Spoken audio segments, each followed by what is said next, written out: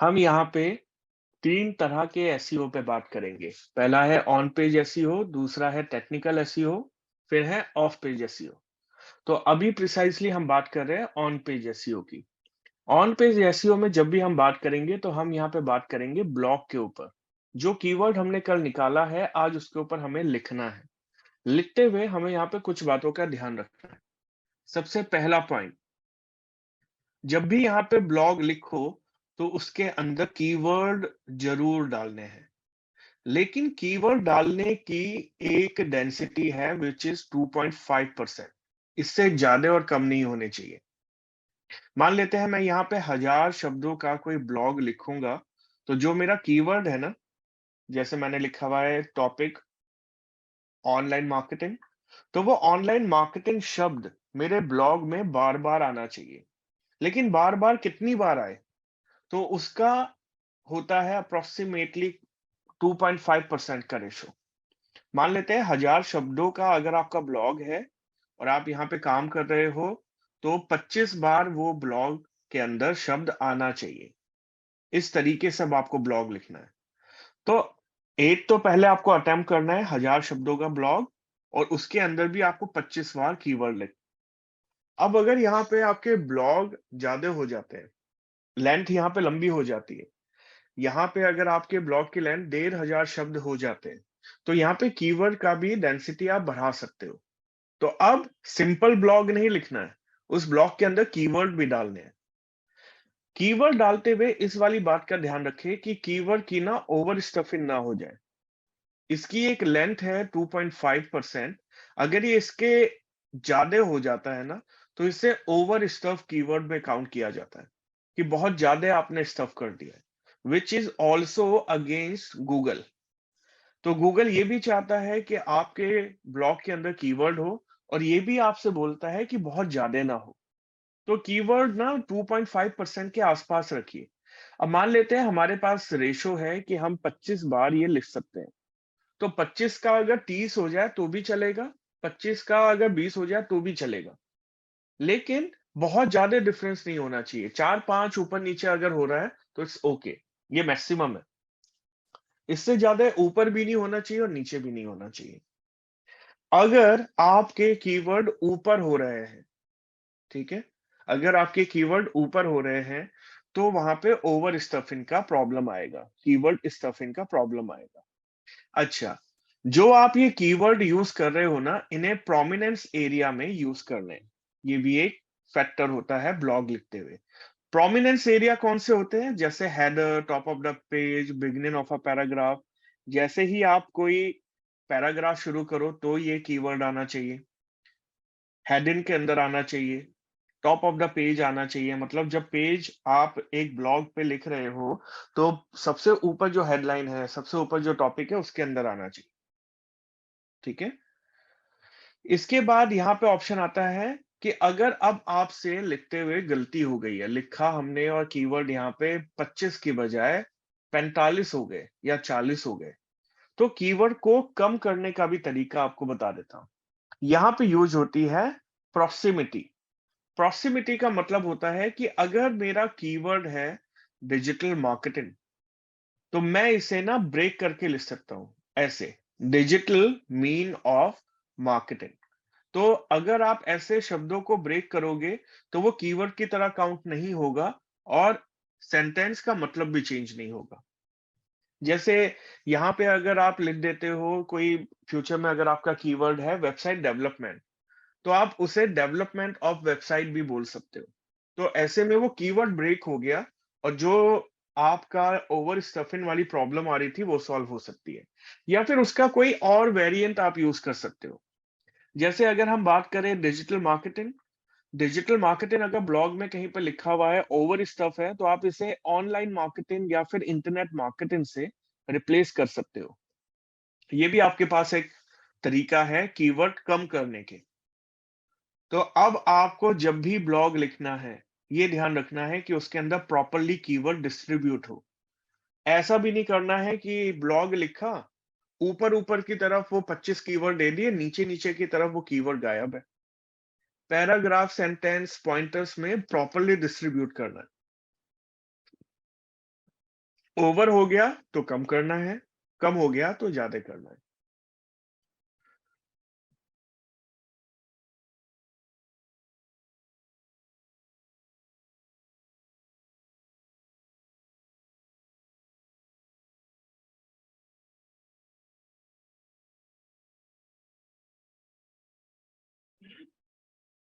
एक minute guys.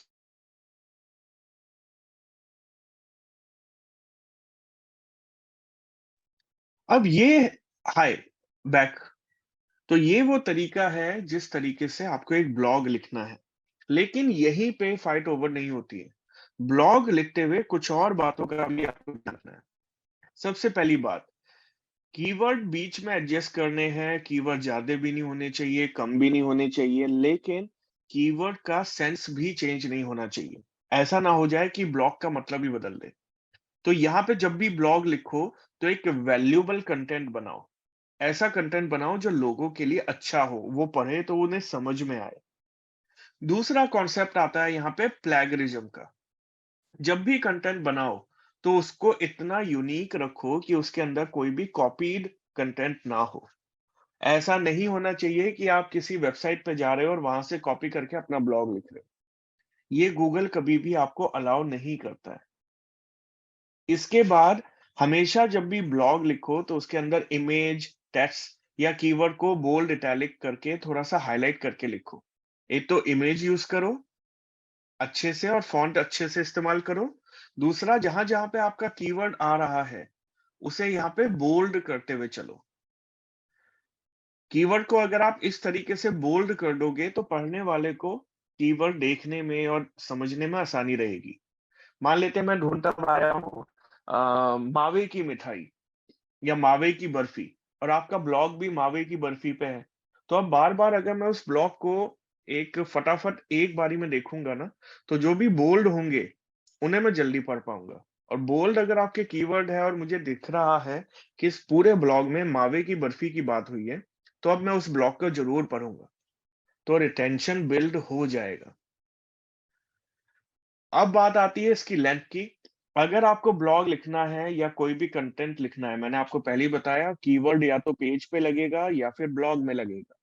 अगर यही कीवर्ड के साथ आप पेज पे काम कर रहे हो, तो यहाँ पे 350 वर्ड मिनिमम लिखने का एम बनाओ। और अगर यही चीज आप ब्लॉग में कर रहे हो, तो 750 से कम कीवर्ड मत लिखना। इससे कम में ना इतना बात बन नहीं पाती है।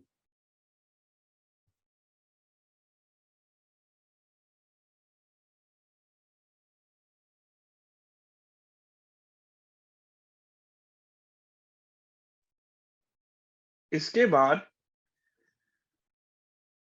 जब आप यहाँ पे ब्लॉग लिख रहे हो, तो आपको इस वाली बात का भी ध्यान रखना है कि सेम कीवर्ड के ऊपर 2 ब्लॉग नहीं होने चाहिए। और ऐसा भी नहीं होना चाहिए कि सेम कीवर्ड पे आपने एक पेज बनाया हुआ है और उसी कीवर्ड के ऊपर आपने ब्लॉग लिखा हुआ है। फोकस कीवर्ड एक वेबसाइट पे एक ही बार यूज होगा। इसे बोला जाता है कीवर्ड कैनिबलाइजेशन। कीवर्ड कैनिबलाइजेशन का मतलब ये होता है कि मैं अपनी ही वेबसाइट में अपने ही 2 ब्लॉग या पेज के बीच में कंपटीशन करवा रहा हूँ और गूगल को बोलता हूँ इन दोनों को रैंक करवाओ। तो गूगल कभी भी दोनों पेज को एक साथ रैंक करवाएगा ही नहीं।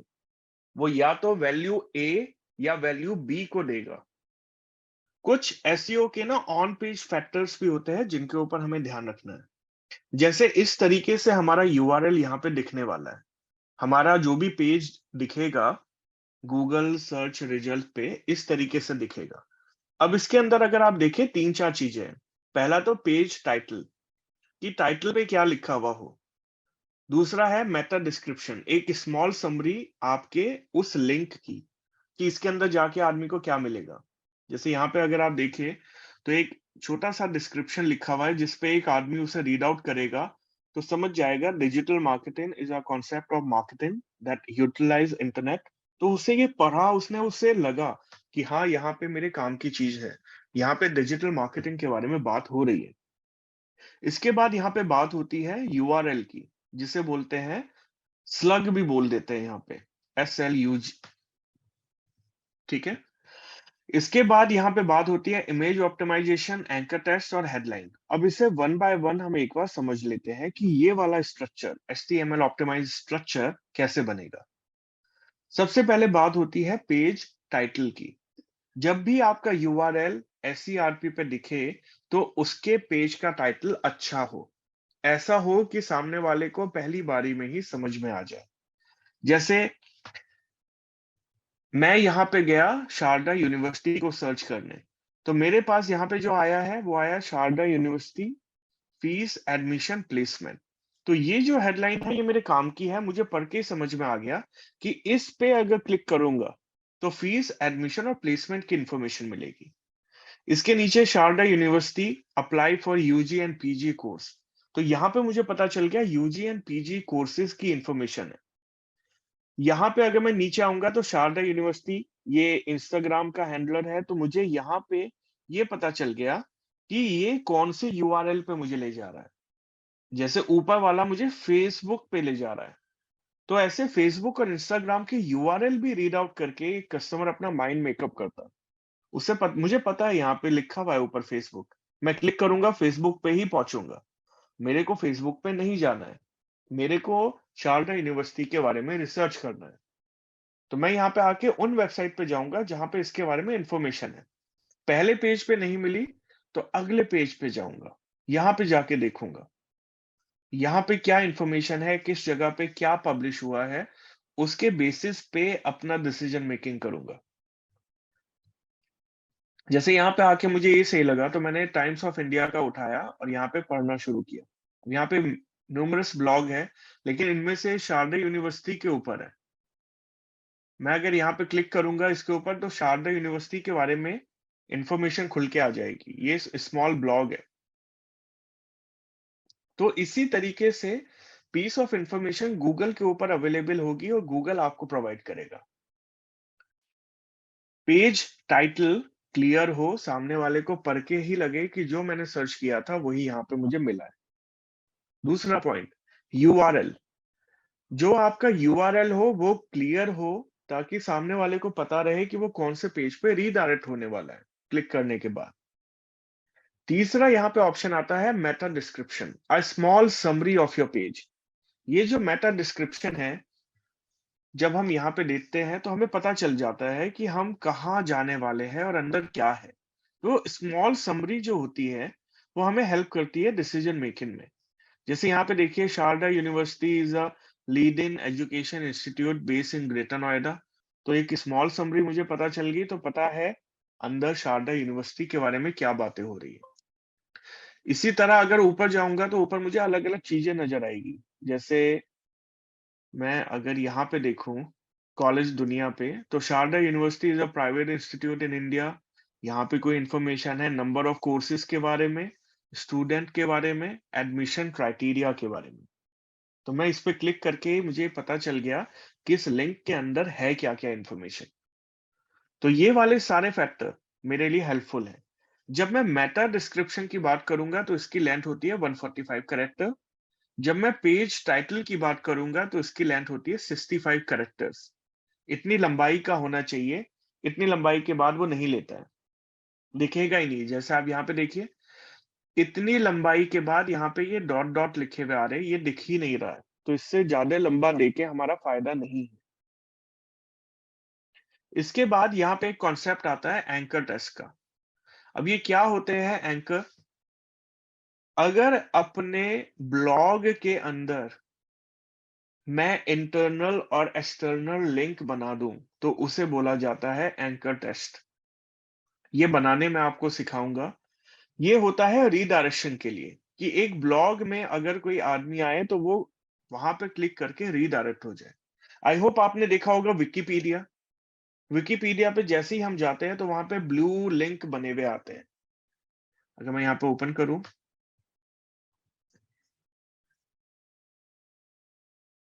विकिपीडिया पे अगर मैं जाऊंगा, कोई भी टॉपिक अगर सर्च करूंगा, तो यहाँ पे ऐसे ब्लू, आप देखिए ब्लू ब्लू से ये हाइलाइट्स आते हैं। जैसे ही इस पे क्लिक करूंगा, जैसे यहाँ पे लिखा हुआ है ओपन सोर्स, या फिर यहाँ पे लिखा हुआ है मार्कअप लैंग्वेज, ये यहाँ पे कंटेंट मैनेजमेंट सिस्टम, जैसे ही मैंने इसके ऊपर क्लिक किया तो मैं कंटेंट मैनेजमेंट सिस्टम वाले पेज पे पहुंच गया हूँ। अब यहाँ पे अगर डॉक्यूमेंट मैनेजमेंट पे क्लिक करूंगा तो डॉक्यूमेंट मैनेजमेंट पे पहुंच जाऊंगा। तो ये इंटरनली मुझे विकिपीडिया के अंदर ही अंदर घुमा रहा है, अलग अलग ब्लॉग के ऊपर, अलग अलग इंफॉर्मेशन के ऊपर। मेरे लिए एक ही आदमी जो वेबसाइट पे आया है वो मल्टीपल ब्लॉग को ट्रैफिक दे के जा रहा है। हर ब्लॉग के ऊपर मुझे ट्रैफिक मिल रहा है यहाँ पे। मेरे लिए ये बहुत इंपॉर्टेंट है। इसके बाद यहाँ पे आपको एक्सटर्नल लिंक भी देना होता है अपने ब्लॉग के अंदर। जब अपना ब्लॉग यहाँ पे लिखो तो उसके अंदर एक्सटर्नल लिंक भी लगाओ कि बाकी और वेबसाइट पे या आपके बाकी चैनल्स पे आप लोगों को रीडायरेक्ट कर पाओ। केवल अपनी ही वेबसाइट में नहीं, वेबसाइट के बाहर भी लोगों को भेजना होता है। इसके बाद कॉन्सेप्ट आता है इमेज ऑप्टिमाइजेशन। जैसे मैंने बताया, आप जब भी ब्लॉग लिखोगे तो ब्लॉग के अंदर इमेज लगाओगे। अब उस इमेज को गूगल नहीं देख पाता है। Google never saw a image, वो केवल बाइनरी लैंग्वेज ही पढ़ेगा और हमेशा आपका जो कंटेंट है उसे ही रीड आउट करेगा। वो इमेज रीड आउट नहीं कर सकता। तो एसईओ के लिए हम यहाँ पे इमेज को नाम देते हैं। ये सारी चीजें अभी प्रैक्टिकली आपको मैं दिखाऊंगा, करवाऊंगा, लेकिन अभी थ्योरेटिकल आपको समझना है कि इमेज को नाम देना इसलिए जरूरी है ताकि गूगल जब उसे क्रॉल करे, जब गूगल मेरी वेबसाइट पे आए और सारा कंटेंट रीड आउट करे, तो इमेज को भी रीड करे। ऐसा ना हो कि इमेज को बिना रीड करे चला जाए। यहाँ पे इमेजेस भी रैंक होती है। अगर मैं यहाँ पे शारदा यूनिवर्सिटी पे हूँ, तो शारदा यूनिवर्सिटी पे मुझे यहाँ पे इमेजेस भी नजर आ रही है।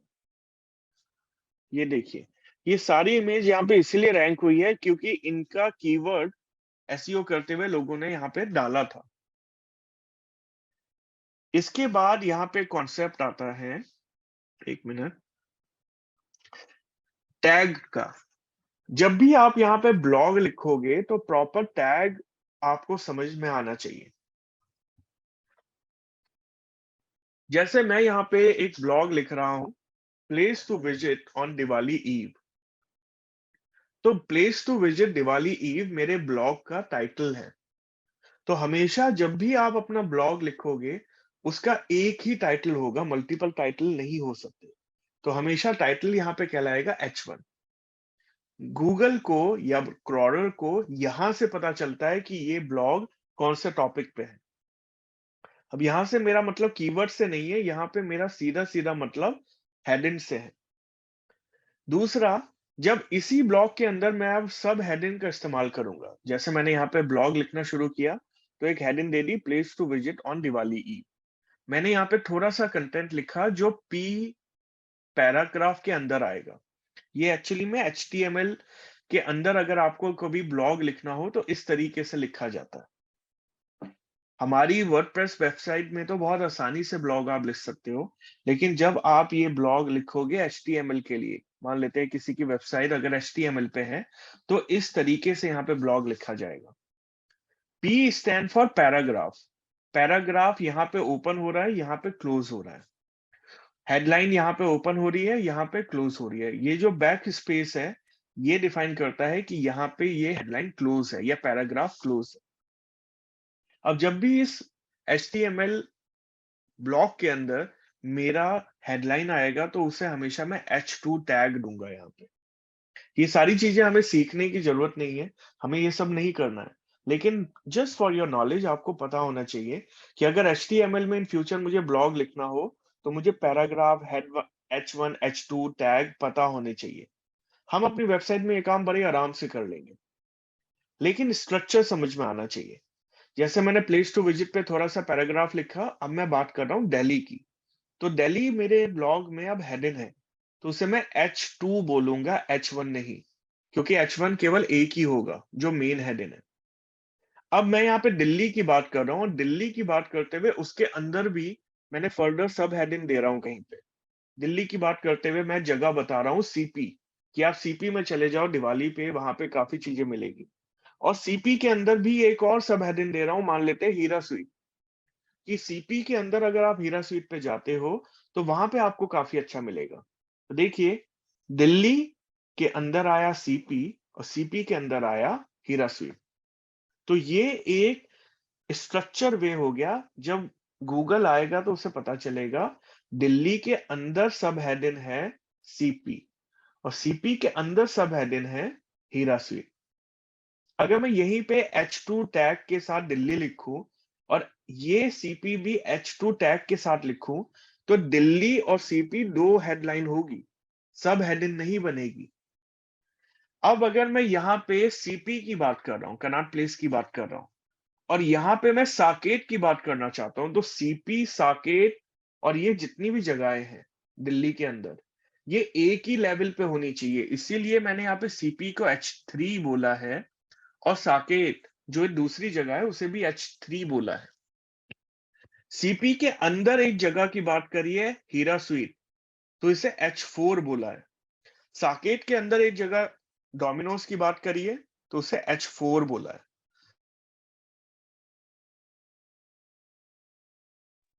इसी तरह दिल्ली के बाद अगर मैं अब नोएडा के बारे में लिखूंगा, तो नोएडा को लिखूंगा H2। अब ये सारी चीजें आपको ना करने की ऐसी जरूरत नहीं है जब आप वेबसाइट पे आओगे। आप जब अपनी वेबसाइट पे आके ब्लॉग लिखोगे, मान लेते हैं कि ये मेरा ब्लॉग है, तो ये मेरी एक हेडलाइन है जो बाय डिफॉल्ट H1 में है। अब अगर मुझे यहाँ पे कोई हेडलाइन बनानी है या मुझे यहाँ पे कुछ देना है, जैसे मान लेता हूँ शारदा मेडिकल कॉलेज, अब मेरी यहाँ पे एक हेडलाइन है, तो मैं यहाँ पे एक ऑप्शन मिलता है मुझे ब्लॉग के बीच में, ऐसे मैं होवर करूंगा। ब्लॉग अभी डालना सिखाऊंगा, अभी सिखा नहीं रहा हूँ, केवल दिखा रहा हूँ। ऐसे मैं क्लिक करूंगा और यहाँ पे ऐसे मुझे हेडिंग का ऑप्शन मिलेगा। ये क्लिक करूंगा, यहाँ पे आके पेस्ट करूंगा, तो ये एक H2 टैग में आ गया है। बस मुझे यहाँ पे इतना ही बताना है। और नीचे वाला जो पूरा कॉलम है, ये मुझे रखना है पैराग्राफ में, तो ये बाय डिफॉल्ट पैराग्राफ में ही है। ये देखिए, अब अगर मुझे यहाँ पे शारदा मेडिकल कॉलेज के अंदर कुछ करना है, जैसे एमबीबीएस प्रोग्राम, मान लेते हैं शारदा कॉलेज मेडिकल कॉलेज के अंदर कोई सब हेडिंग है और वो मैं यहाँ पे देना चाह रहा हूँ, तो मैं ऐसे जाऊंगा, हेडलाइन पे क्लिक करूंगा, पेस्ट करूंगा। अब ये बाय डिफॉल्ट H2 होगा, तो शारदा और एमबीबीएस एक ही लेवल पे है। मुझे अगर इसको शारदा मेडिकल कॉलेज के अंदर दिखाना है, तो यहाँ पे टैग चेंज करके H3 कर दूंगा, तो ये शारदा की सब हेडिंग बनी है। और अगर मैं ऐसा नहीं करूंगा, तो Sharda is point number 1, MBBS is point number 2। तो it's all about the structure of a blog, कि ब्लॉग किस स्ट्रक्चर में लिखा हुआ है।